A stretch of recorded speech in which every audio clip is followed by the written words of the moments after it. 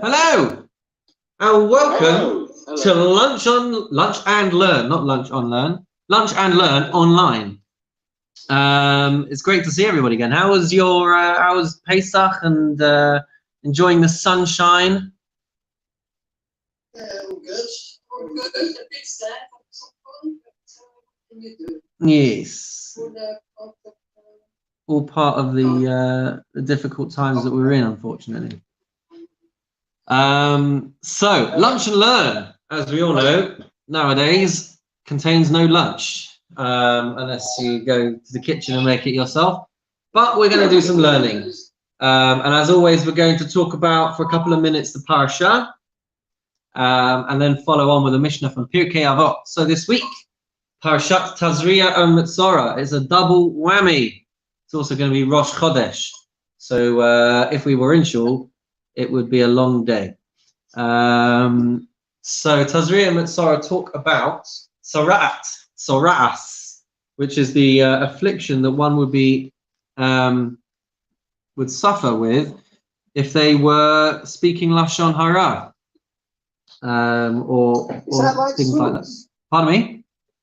Is that where the word surus comes from? Is that where the word surus comes from? Well, I think we said the same question this time last year about surus. I'm not so sure we did. Sure we did. I remember. It might all be connected, but Sarah, the Hebrew word Sarah, means a bad time. Yeah, like Mitzrayim, Meitzar, that root of Tzadik and Reish. Sar means narrow, confined, pressured, squished, bad. So it has those words all have the same kind of connotation. So surus, I think, is just the Hebrew word sarot, which means bad things. Sorry. No disturbance at all. What's interesting though is that sara'as or sara'at is always translated as leprosy, but it doesn't really have much to do with leprosy either. What I find interesting is that it probably has more to do with psoriasis. And I wonder if there's a linguistic connection between sara'as and psoriasis, because the condition presented itself as blotches and patches on a person's skin, which is why I wonder if somehow there's more of a connection between that. I saw Michael Sugar logging on before. Is he here? Psoriasis, but it's purely a spiritual condition. Psoriasis is not a spiritual. Yeah, correct. But the name. I wonder if the name originated from the fact that it's similar in appearance to Sora'as. You're right. Sora'as, the affliction that we're talking about in the Torah, is not around nowadays. Right, psoriasis is definitely not Sora'as. We don't get psoriasis because we speak Lashon Hara. Linguistically, I wondered if there was a connection. So Sora'as would have presented itself at a time when you could go to the temple to follow the procedure in the event that someone presented with Sora'as or Sora'at, depending on how you pronounce it. And it was something that I think the fascinating thing, or one of the fascinating things, is if a person found this patch on their skin, they would have to go to a Kohen. The Kohen would determine whether it was this affliction or not, and then the person would actually be quarantined. And they would have to spend a week away from the rest of the town, and then the Kohen would review and see if the patch had improved or whether it had worsened. And then they could potentially be quarantined for another week. And then once they were declared finished with their condition, then they would bring sacrifices, and there would be a whole procedure that they would have to do, including shaving off all of their hair. And that's all in this week's parasha. You can go through it and have a look. And what I think is just eerily significant is the fact that there's this concept of quarantine and isolation that comes up in this week's parasha. So there we go, and that was why a couple of weeks ago I started to do a lunch and learn, learning through the laws of Lashon Hara. because even though there's not a necessarily direct causative link between the isolation that we've got now and the Lashon Hara that we speak, nonetheless, the concept was interesting.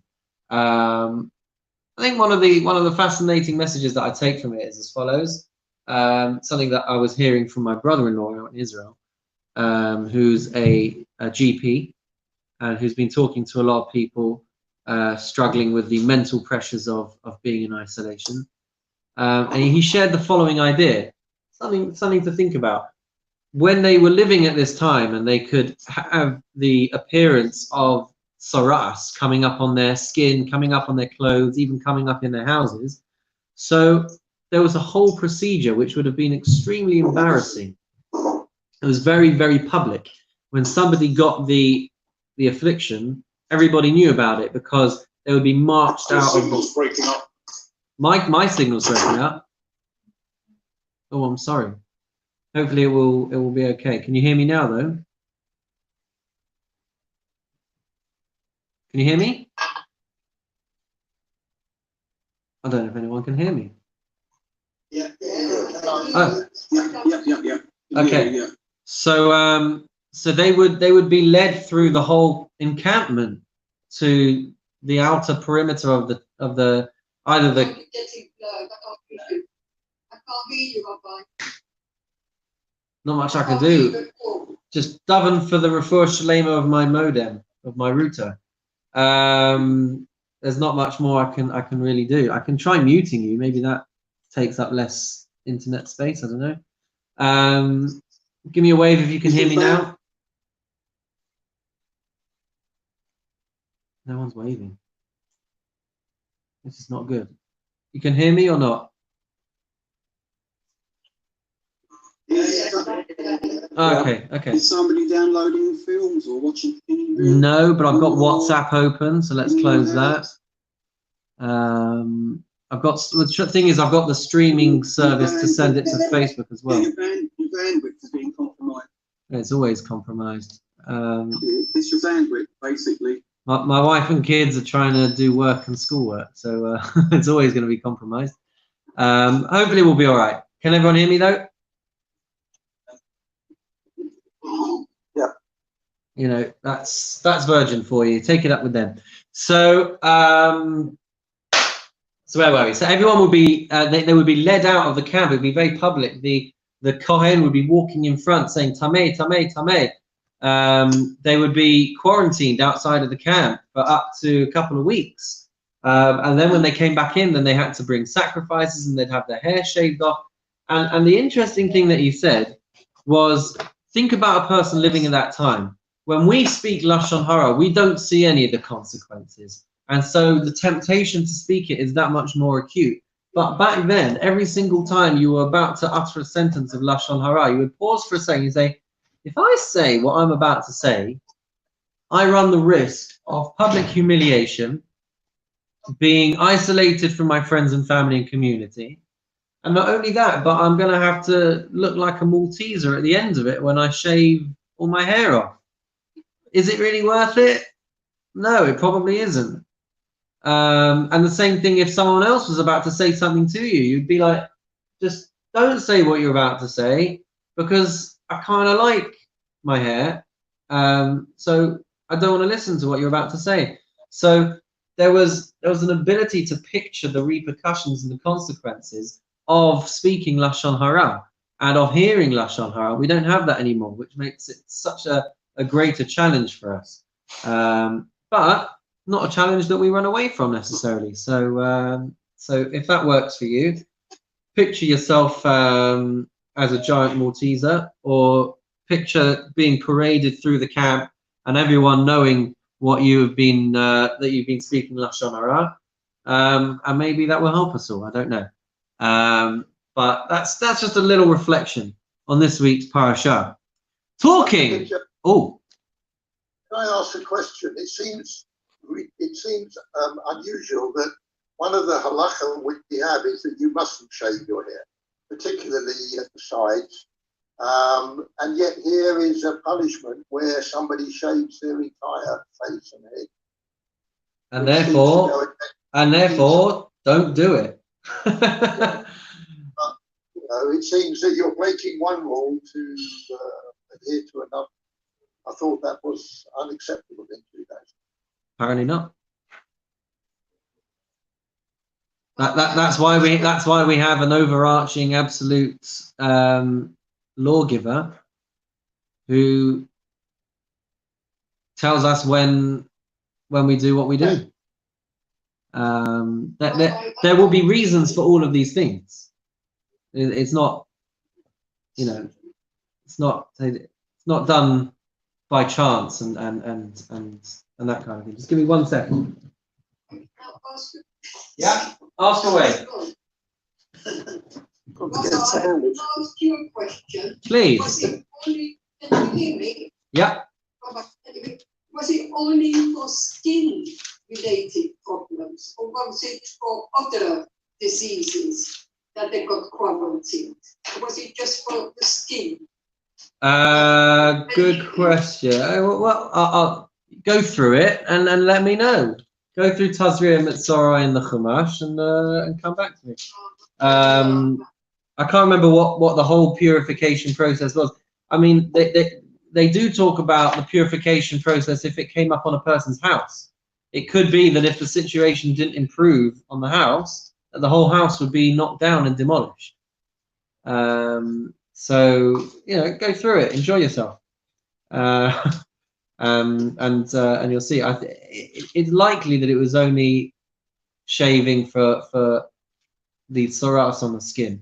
I don't think it was. I think for clothes, the clothes were destroyed, and the house could have possibly been demolished if the other treatments didn't work. So yeah, I think that's the case. All right, into Pirkei. Rabbi, quickly, what's the relevance of that to us today exactly? Don't speak Lashon Hara. That's it. That's the bottom line. Pardon me? But the procedure, yeah, is no longer relevant at all. Yeah. Yeah. But there's a lot of things to learn out from it. Yeah, yeah. The parsha is replete with things that we can learn. For sure. But yeah, the procedure is not practiced nowadays. Understanding the reasons for the procedure, understanding what the different components mean, there would still be lessons that can be learned, and that would still provide relevance, even if the procedure itself For sure, yeah. is not. One little word can stir up the biggest hornet's nest. It absolutely can. One little word. Yeah. And we're going to talk about that today, folks, because if I get the screen up, then we'll see today's Mishnah. We are in chapter 2, Mishnah Hey in my book, but on Safaria, it is Mishnah 4. It's a great one. I mean, they're all great, aren't they? But this one is very, very cool as well. So we're actually halfway through the one that you can see on the screen, because we did the beginning of Mishnah 4 last time, and we're picking up from here. If everyone can see the mouse movement. Hillel Omer. Hillel says, Al tifrosh min hatzibur. Do not separate yourself from the community.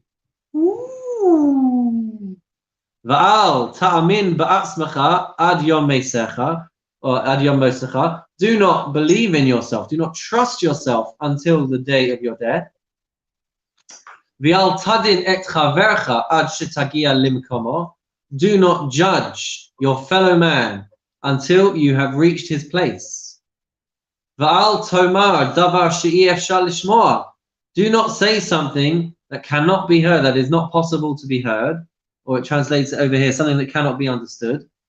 Shesofa lihishama, because in the end it will get heard. V'al tomar l'kshe'epane eshne shema lo tipane. You should not say, when I've got a bit of free time, then I will learn, because you may never have free time. So many ideas in this one. Are you seeing a grey box on your screen? No, I think so. Excellent. That just means that I can see your faces and also have the wording on the screen. Let's hear what people have to say. Go. Well, I think it's saying that do not judge a person until you have been in his shoes and walked in his shoes for what, a mile, which is very, very similar to what we say today. Colloquially, do not judge a person until you've walked a mile in their shoes, because if you do, then you're a mile away and you've got their shoes. Correct. And also, on another level, you know what they are going through. Yeah. So don't judge a book by its cover, perhaps, until you've read the book. Yeah.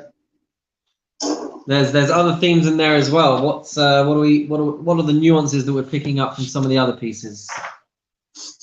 Also, whatever you say now may not necessarily make sense, but in time it will make sense, and when it does make sense, that's when the harm could possibly come. Mm-hmm. Quite understand what it's saying is don't say things that unless you know exactly what it is you're actually saying. People think they're saying something nice and it turns out the recipient feels it's not nice. It's just make sure you're understood properly. And the first part is don't separate yourself from the community. There are a lot of people who think they can do things on their own and they find out they need the support, like now, the support of the community and need to contribute to the community as well. I think that's what he's saying. Don't separate yourself from the Jewish community. Contributing to the community is absolutely vital in our lifestyle. Mm. It's absolutely vital. We're a mixture of ultra-Orthodox to the least Orthodox. But every contribution you make to your community is absolutely paramount. I just want to pick up on something you just said, Neil, if I can. There's a teaching. The word that you can see, Al tifrosh min hatzibur, don't separate from the community. So they say like this, that the letters of the word sibur, spelled sadik, base, vav, and reish, stand for the following things. Sadi stands for sadikim, righteous people. Bet stands for beinonim, average people. And reish stands for rishayim, wicked people. So its sibur is comprised of sadik, base, and reish. It's comprised of sadikim, beinonim, and rishayim. You've got the whole spectrum of different types of people that are considered within sibur, within a community, which I think is a beautiful idea. There's a rather strange sentence, do not trust in yourself until the day of your death. Oh. Yeah, I don't understand that at all. Mm-hmm. Rabbi, what does it mean? Good question. And Rabbi, Yes. judge, but what does judge mean? Surely, I again think about today's time, surely you need to challenge, and surely you can't take everything that you hear as read. You need to challenge, and I don't know what judge means in this particular instance. Okay. Very good. Let's get it all out on the table, and then we'll go through some of these thoughts. David and Paul, you're being very quiet. I'm learning stuff. When it says do not trust yourself till the day you die, I think it's saying don't assume you've achieved your potential. Your life won't be assessed until you've finished. So if you've done terrible things, you've got a chance to do something better. Don't trust that what you've done is enough.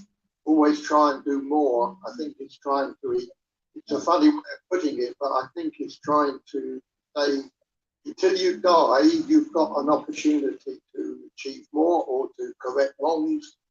I don't think I've done it and I can't repent for it, or whatever. I'm not sure, but I would suggest that's what he means. Martin, one of the reasons Rabbi Loud said that Moses wasn't allowed to enter the land of Israel is because he didn't reach his potential.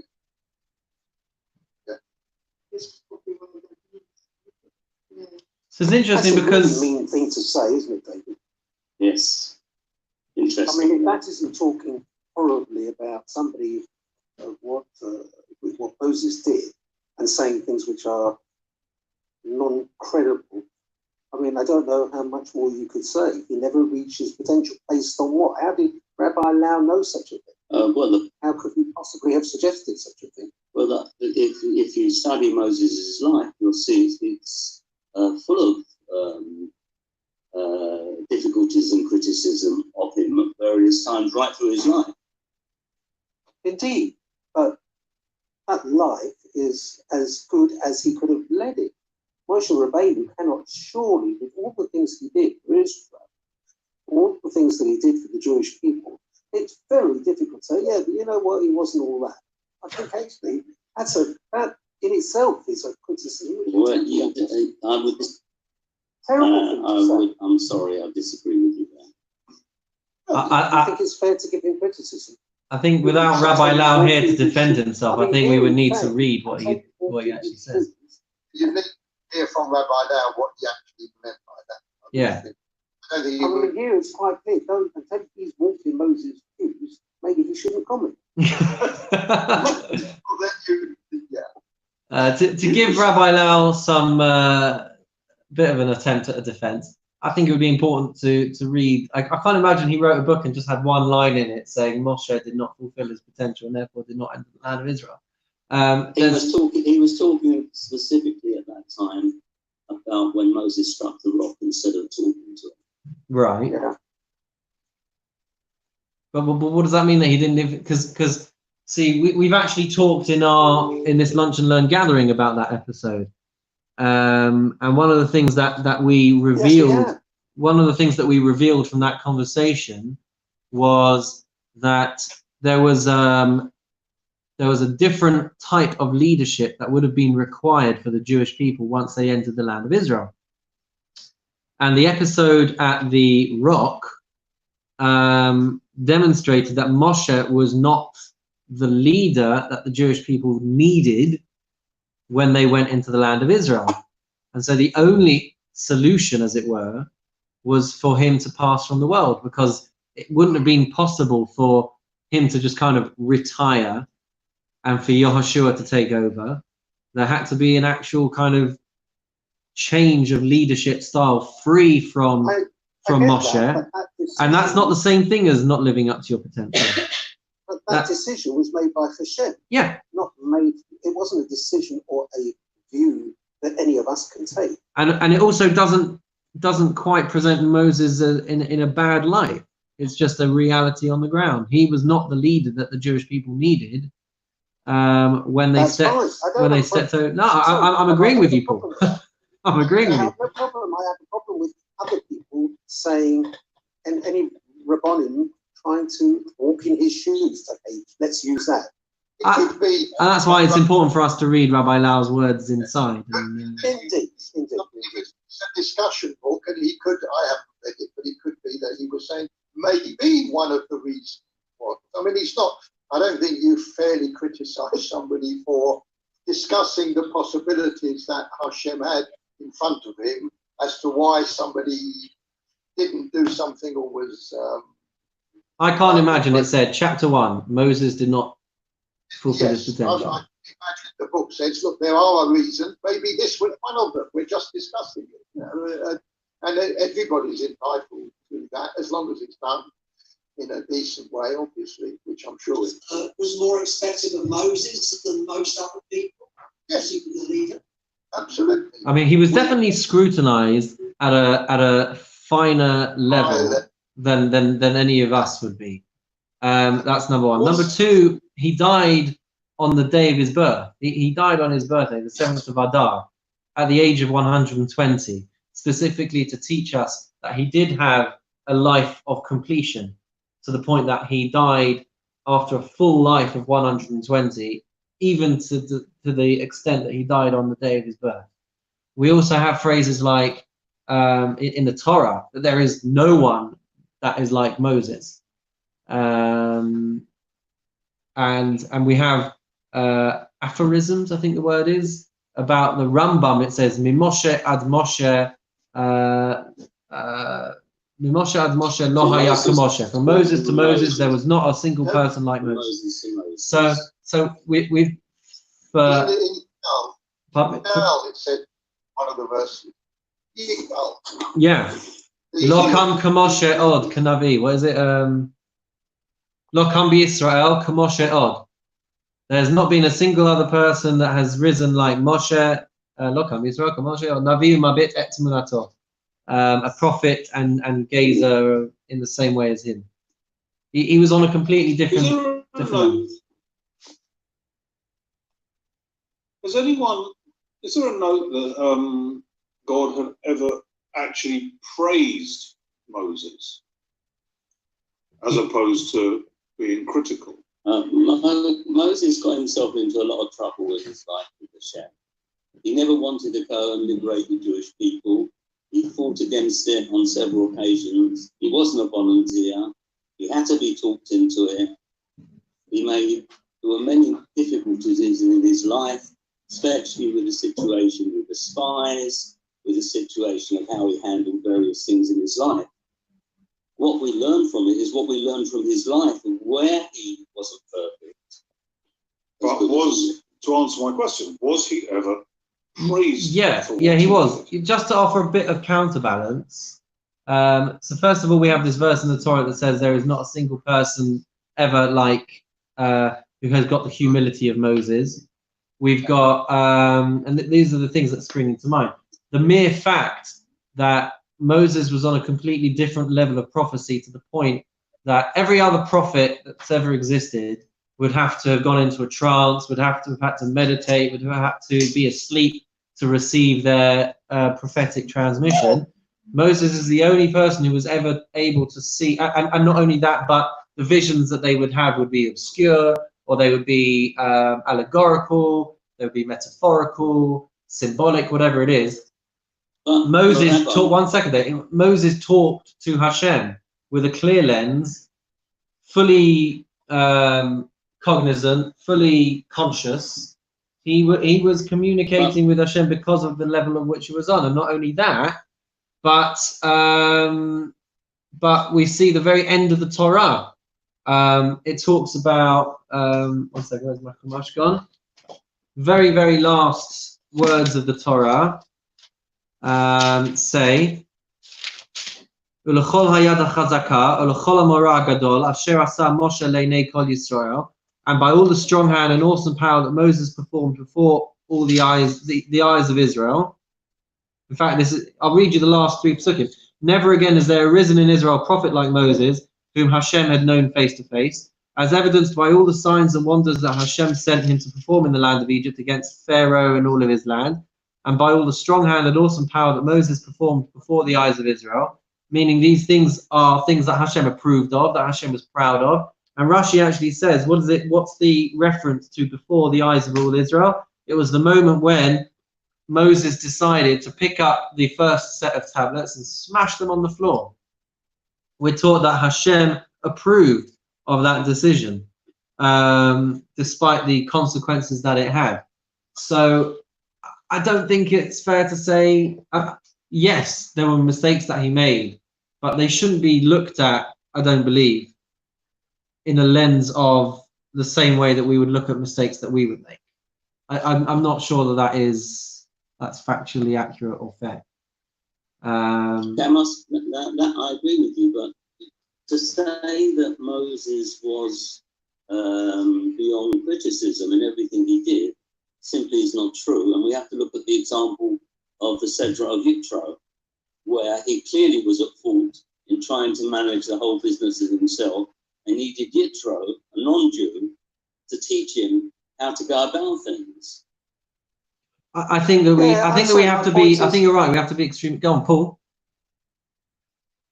My point was that I don't have a problem with criticizing Moses and learning from his life, his errors, his mistakes, whatever. That's absolutely great, and we should learn that. What I have a problem with is coming to a conclusion that Rabbi Lau came to. He has come to a conclusion. It's not a criticism. It's not a learning. It's nothing other than a conclusion that Moses never reached his full potential. So those words I have a problem with, not criticism. Criticize Moses all day long. That's what we should do, and we should learn. Oh, that's just Rabbi Lowell's opinion, actually. And that was all I was just. Oh, yeah. I would want to see. I would want to see the whole thing, and I would want to understand the context of that. Of course. I'm not saying. I'm not saying that he didn't write the sentence, that he didn't fulfill his potential. I just think there'd be layers of complexity and depth that are not fully appreciated with just that sentence alone. The other thing that I was going to say is we always have to be really sensitive and really careful with how we talk about these things. One of the things that I was going to share today in relation to not judging a person until you've reached his place, there's a famous Gemara, there's a famous piece of Talmud which tells a story of a Rav who was teaching a class, and they were teaching about King Menashe, who was a bit of a wicked king. And he started his shiur, as it were, by saying, like, okay, let's all talk about our friend Menashe. And he started in quite a demeaning way. He'd come to his conclusion, I guess, that King Menashe was a wicked person, and therefore not a person who demanded and deserved respect when teaching about him. King Menashe was a king of the Jewish people who allowed idol worship and worshipped idols. And so this rabbi started his discourse by saying, all right, let's talk about our friend Menashe. And the Gemara goes on to say that he went to sleep that night, and King Menashe appeared to him in a dream to chastise him and rebuke him. The rabbi, by the way, was Rav Ashi. That was who it was that was speaking. So he basically came and said to him, like, what gave you the right to talk about me in that way? Rav Ashi said, in essence, well, you're an idol worshipper. And King Menashe said to him, you think that you'd have been different if you'd have lived in my time? If you'd have lived at my time, you would have picked up your tunic, you'd have picked up your skirt, whatever it is, your cloak, to run to go and worship idols. At least I had the decency to walk calmly and composed when I went to do my idol worship. Meaning, if he would have lived at King Menashe's time, he would for sure have been so swept up in the current of idol worship that not only would he have gone to worship idols, he'd have been clamoring to worship idols. That was the message that King Menashe wanted to impart to him. So much so that the following day he was teaching his class, and he gave the appropriate level of respect when talking about King Menashe. And I think that message rings true for us as well.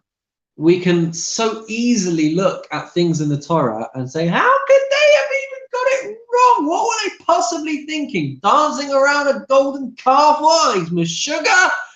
I would have never made the mistake that Moses made, or that Abraham made, or that Isaac made, or that Jacob made, or that Pharaoh made. These people are not, we can't look at everything through specifically a 2020 lens.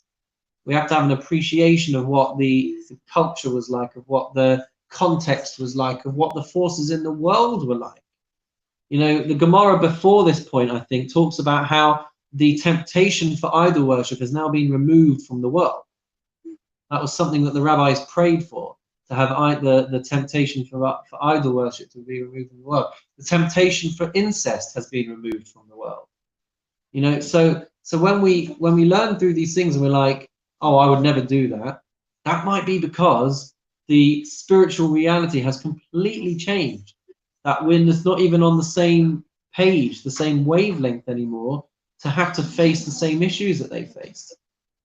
If we were to show Moses a vision of the year 2020, and show people still, I don't know, whatever it is, still trying to have minyanin, even though there's government guidance that we can't assemble together in close proximity, he would say, are you crazy? I would never try and daven in a minyan. What are you guys thinking?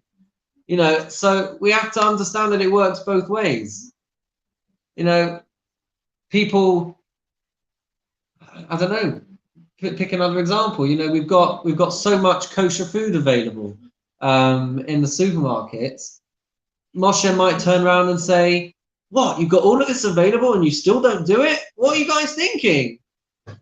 So we have to be really careful with how we judge and how we view these things, and it works both ways. And I think part of this al tadin et chavercha ad shetagia limkomo, not judging your friend until you're in their place, we have to understand that every single person has got their own pekala and their own reasons for doing things, and it's not up to us to judge each person, because we don't know what baggage they're carrying.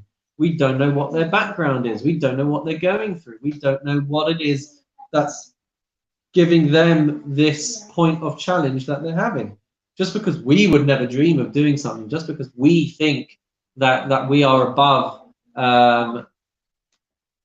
whatever it is that we're trying to talk about, we have to understand that people have got different backgrounds, different talents, different skills, different beliefs, different understandings, and that's all part of the picture of us appreciating that we can't brush people with a broad brushstroke. And I think that's also connected to what it says at the beginning of the Mishnah. Al ta'amin ba'atzmacha ad yom motecha. Don't believe in yourself. Don't trust yourself until the day you die. Don't think that you are so above any what's the word? That you are above any, not reprehension, maybe reprehension. Is that the word I'm thinking? Not sure. But don't believe that you're so high and mighty and so holy and so lofty. You would never dream of doing these things, because God forbid, if you are actually challenged, you never know what would happen. Sadly, we see specifically within the rabbinate, you've got people who you would think would never do anything wrong, and then a newspaper article comes out where they have slipped in their standards in some way, shape, or form. It's part of the same message. Don't trust yourself until the day you die. Just because you present in a certain way, you look a certain way, you have got a great track record, you're not above, and there's that word again that I can't think of, you're not above. You're saying keep up your standards. It is saying keep up your standards. It's saying don't just assume that because you have a track record of keeping up your standards that you're always going to keep up your standards. Because there will be people now who, prior to the quarantine, for example, they would not have missed a day of davening in a minyan. It would have taken, I don't know what, a nuclear bomb to stop them from getting to shul in the morning. But now they're at home. Now no one's watching. Yeah. So who's going to know if they're still davening? How do you guys know that I still put on tefillin every day? How do you know? How do you know that I've not given up davening altogether? You guys don't know, and that's part of it as well. Don't just think that you are safe, that you are above. There's that line again. There's that word. I can't think what it is. That you are above reproach. I don't know. I can't think what the word is that I'm thinking of. We all have to understand that there's always forces at play that are trying to tempt us, influence us, drag us down, etc., etc. And so we have to be careful and not think that we are so high and mighty and all the rest of it. It's a reality check. We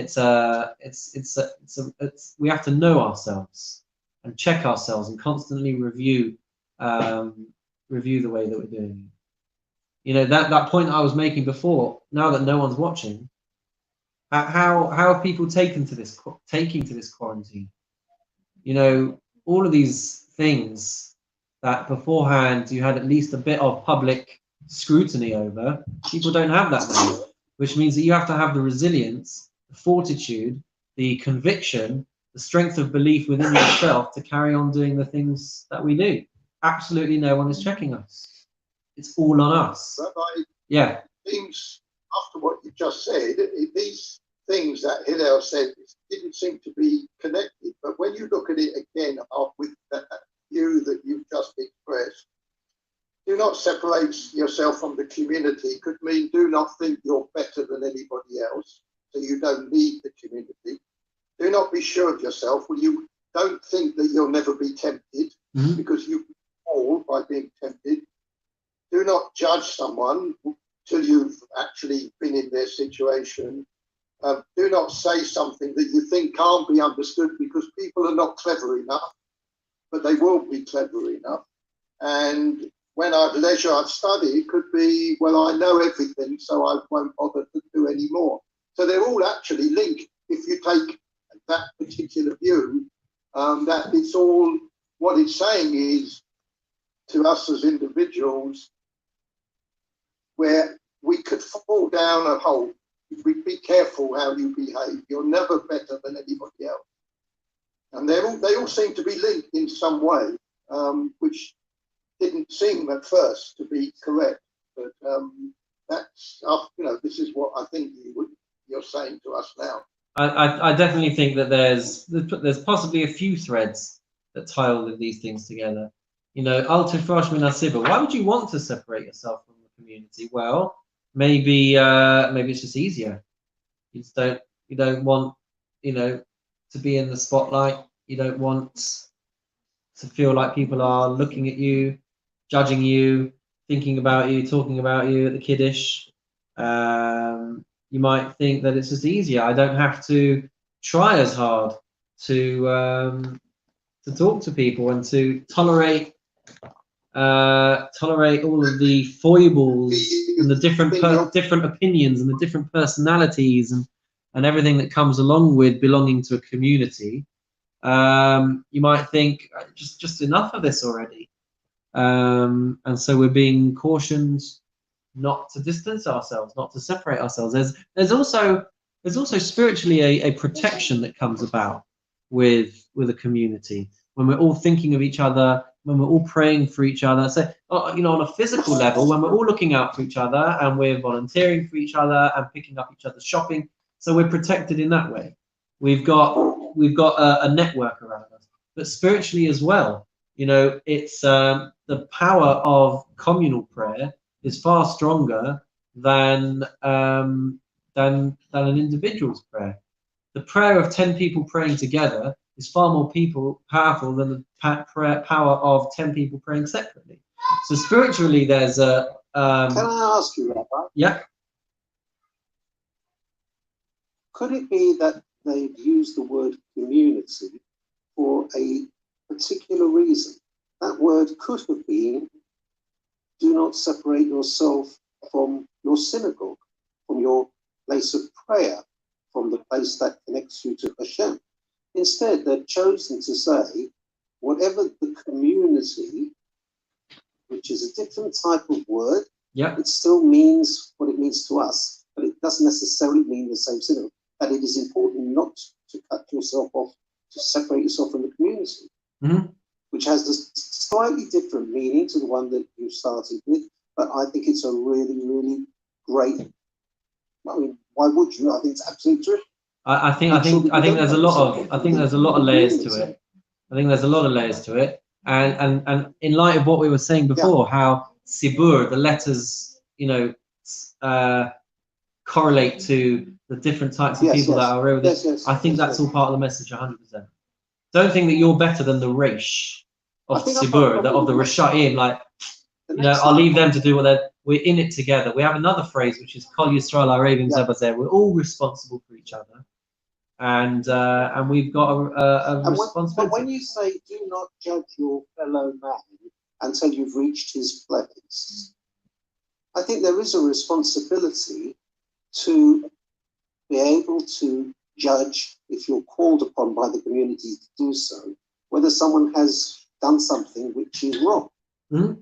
And so should we not judge until we've been in his place is not something you can take to heart, literally, because otherwise no one would ever be one of the 12 just people that would make a commitment to try and find whether someone's guilty or innocent of something. I understand where they're coming from. Do not judge yourself, Make sure that when you're looking at the guy who's in the thing that's stolen a bit of bread, well, unless you've been hungry, you might not know exactly quite why he stole the piece of bread. I get that. But and we've talked as well in the past. He's pushing out the boat a long way. I'm uncomfortable with that sentence as well. Do not judge. Isn't that why we have elections? Because we are judging our fellow man. We may not actually be in their place, but we're still judging a man. with all of these things, we've always got to try and find the happy mediums.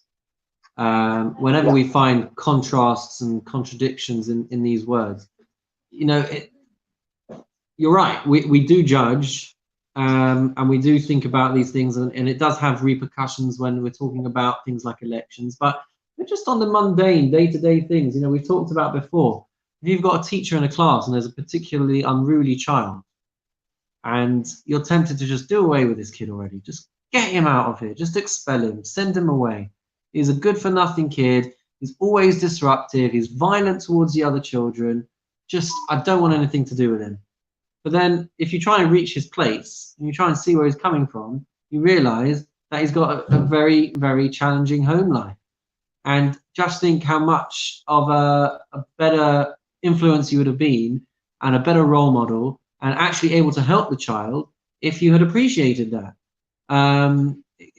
It should impact the way that we think about people, the way that we talk about people, the way that we treat other people, if we try and understand where they're coming from.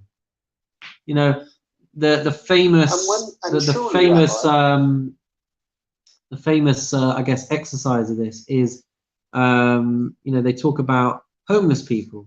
Do you go and just chuck a coin in the pot or the dish or the plate or the hat, whatever it is, or do you go and get them a cup of coffee and a croissant? Because you realize that actually, if I put myself in his shoes, I realize he's not just asking for money, he's asking for help, he's asking for food, he needs something to eat. And if he gets up from his place to go and buy a cup of coffee, he could miss out on people dropping a couple of quid into his hat.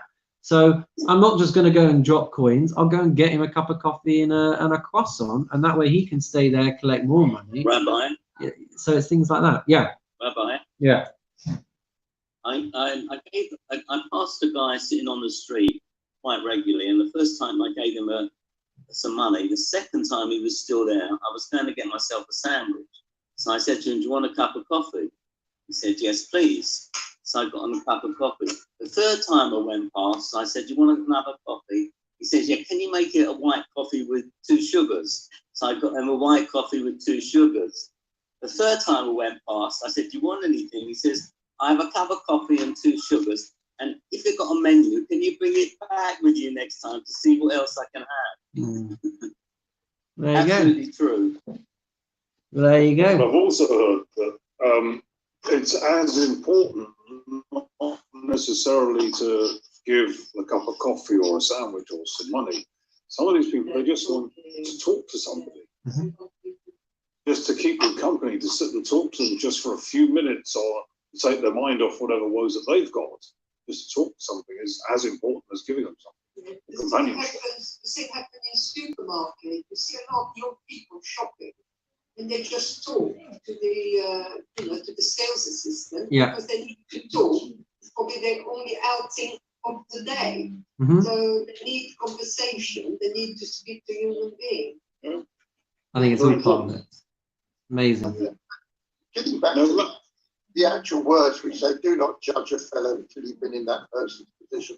I don't think he's talking to judges who are who are taking a view on somebody guilty of theft or murder or whatever.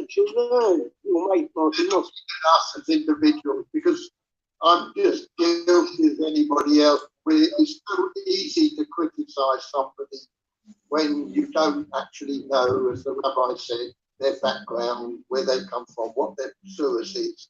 And we must learn not to be judgmental, not to think, everybody's got the same level of intelligence, level of finance. And, but Martin, before he says that, the words before that are, "Do not trust yourself until the day of your death." I mean, if you actually read what he's saying here, and you take it that, he didn't make a mistake, this is what he meant to say, don't trust yourself until the day of your death, and don't judge your fellow man until you've reached his place. That sums it all up, doesn't it? It's all a little bit aggressive. I don't think so. Don't trust yourself not to make a mistake. I think what he's saying, I read it as saying, don't be too high and mighty. I come to shul every morning or whatever. You never know when you could fall down a hole, as the rabbi said, and not come to school because something more tempting comes along. You know, I think that's what it's saying. Don't trust yourself. Don't be pompous. All of this is to do with being pompous ourselves, thinking that we're right, we're better, we're cleverer, we don't need a community. You know, that's what I think it's saying. You know, people can hear about scandals, and you know, people can say, like, you know, they hear about an instance where someone has been unfaithful. Yeah. Oh, I could never be unfaithful. Oh, what an idiot! Ruining his life like that, ruining his marriage, ruining his kids, everything, his reputation. What an idiot! What was he thinking? And then fast forward a couple of years, you've moved to a different office, you've moved to a different company, and you find yourself in a compromising situation, and you've made the same mistake. But you know, 2 years ago, what was the guy thinking? But you were never in that situation. You never had that temptation. When you actually had that temptation, you blew it as well. Yeah, Rabbi, you trust yourself as a rabbi to lead us as a community. And we trust you that you have that ability, and you must surely, and I know you can disagree, but I believe that you trust yourself to lead us as a community. If you don't have that trust and faith that you know how to do it, then you wouldn't do the job. So in answer to that, first of all, I, like a lot of people, have what's called imposter syndrome, where I'm always thinking, like, I don't know why these guys think that I'm any good at what I do, but okay, so be it. You know, so yeah, I have an element of trust in myself, but we've all got insecurities. That's number one. And number two, I am constantly checking myself. I'm constantly keeping myself in check. Baruch Hashem, I've got an amazing wife as well to help me do that. But if we were to think that, in fact, I've just remembered when I got engaged, and I introduced her to my rabbi, the head of my yeshiva in Israel, the first thing that he said to her was, like, you have to give this guy a good kick. You know, so you know, so I'm always alert, and I'm always on guard, and you know, creating safeguarding for myself, and you know, part of it has become protocol. For example, now, you know, when rabbis are having meetings, where, you know, there's whole guidelines that we have as rabbis, aside from what the halacha says. You know, but we trust you that you've got those. Yeah, 100%. And I trust other rabbis. But we see from all the different scandals that as much trust as you have, God forbid, things do happen. And I'm constantly on guard for these things, and I'm constantly alert for these things. And please God, I always should be. But I would be naive to think that it is impossible for me to ever slip in any of these things. Because there have been people that I've looked up to who have been outed for all kinds of different mistakes.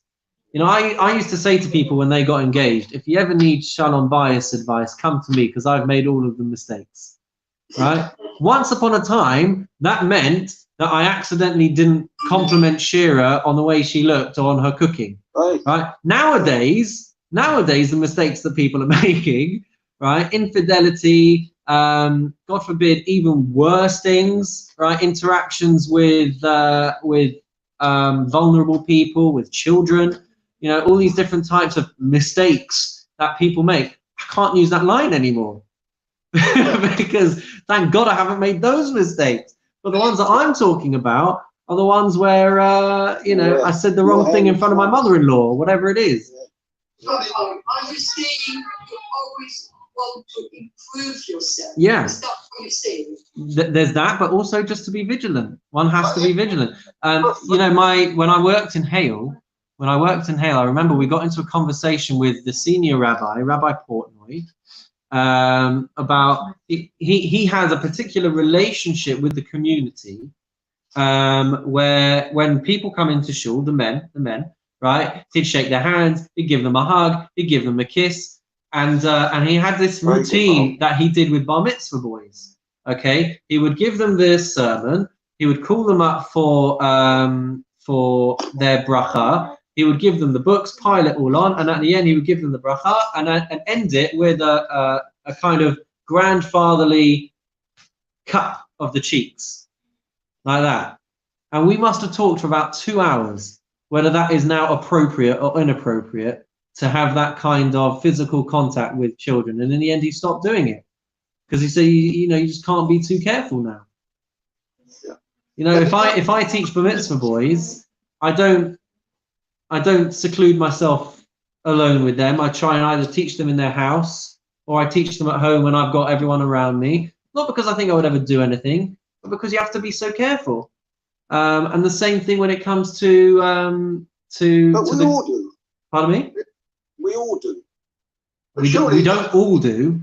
I assure you, we don't all do because we keep seeing things in the paper about how we're not all I see doing what that. you mean. Yes, I'm sorry. Yeah. surely, Rabbi, we can't, if for example, friend does something silly or inappropriate, saying that don't judge somebody till you're in their shoes can't mean that you haven't the right to discuss or to point it out or to even stop it, because unfortunately in 10 years' time you may fall in the same trap. When something is absolutely wrong, you have the right to say to that person what you think. I think what he's saying possibly is, going back to the other Sedra, this week's Sedra, is don't sort of gossip about it, but be careful Huge how part. you... A huge we part. must be able We to see people's careers ending because of things that they post online. And this links into the next thing. V'al tomar davar she'ei efshar lishmoa. Don't say something that you think is never going to be heard. Nowadays we've got to be so careful with that, because the wrong tweet in the wrong hands or the wrong email where you've written it in the wrong tone and you think no one's going to read it, no one's going to see it, no one's going to think that was what I meant. Boom. Reputation gone, job gone, marriage ended, kids gone, all because of one thing. Danny Baker lost everything because of that tweet. And not only that, but there would have been people either with Danny Baker or with any of these other celebrities who have destroyed themselves with the wrong thing to say, and they'd have said, what a muppet, what was he thinking? Right, maybe Danny Baker even said that a couple of years ago when someone else had their reputation ruined. I don't know, Katie Hopkins. Right? Maybe Danny Baker was sitting at home when Katie Hopkins tweeted the things that she tweeted, and he was like, what a stupid thing to do. Why would anyone do that? Wreck the whole reputation. And then a couple of years later, boom, there goes Danny Baker. I think it's all part of the picture. 100%. Do you remember the jeweler? They had a big chain of shops. I can't remember the name now. And he made a joke at a dinner that it was all rubbish. And that's what it sold. He was a joke. That was right. And everything went from that one joke that he thought was funny. It wasn't so funny. Yeah. Just one line, and he was finished. We've got to be careful. Earrings wouldn't last as long as Marks and Spencer's sandwich. And people were mug enough to buy it, but All part of the picture. correct. And that last piece, Al Tomar, don't say that when I get free time, that's when I'll do it. We all know that we're all honorary members of the Procrastinators Society. Don't put off till tomorrow what you can put off till next week. My dad used to say, tomorrow never comes. Yeah. So there we go. Rabbi, thanks very much. Excuse me. Thank you, David. Wish you Shabbat Shalom. Thank you. Are we on next week? Yeah. We'll be on next week. We've taken the view. Everybody stay safe. Let me just turn off the recordings. Farewell, everybody. See you next time.